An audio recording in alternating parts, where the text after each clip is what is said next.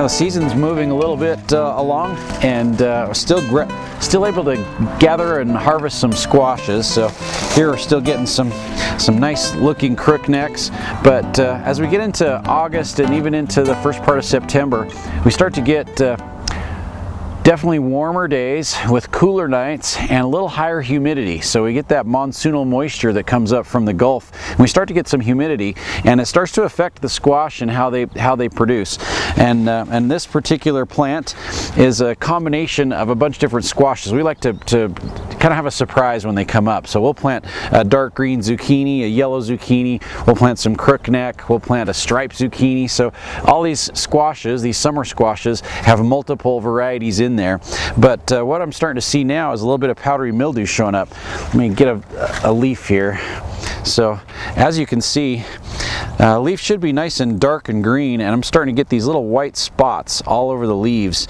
Now this is a powdery mildew, and the mildew affects squashes, melons, cucumbers, pumpkins, and when it starts to attack the plant, it really saps the strength out of the plant and cause it to start to wilt and to die prematurely. So we still have plenty of time to harvest more squash, but I've let this plant go a little bit farther, and a lot of these leaves are really starting to die down.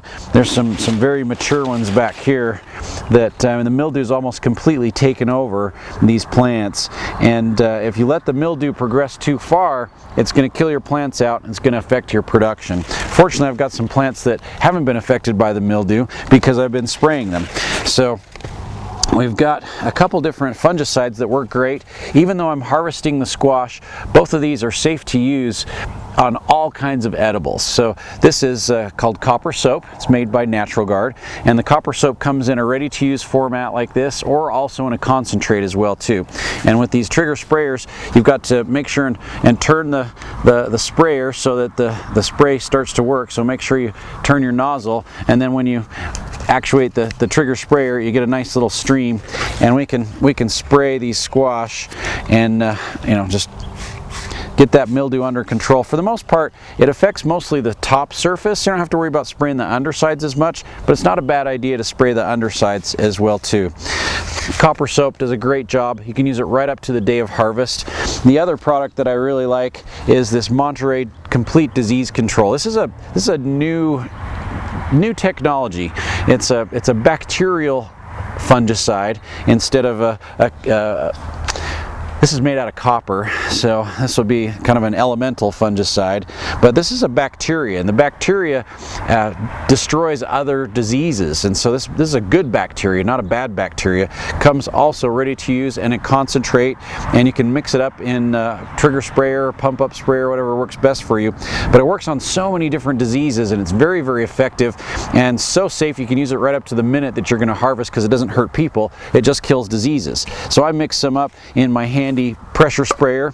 You can pump that up and adjust the spray so you can get a little bit different spray nozzle. Makes it a little bit easier to spray because you don't have to do your trigger sprayer.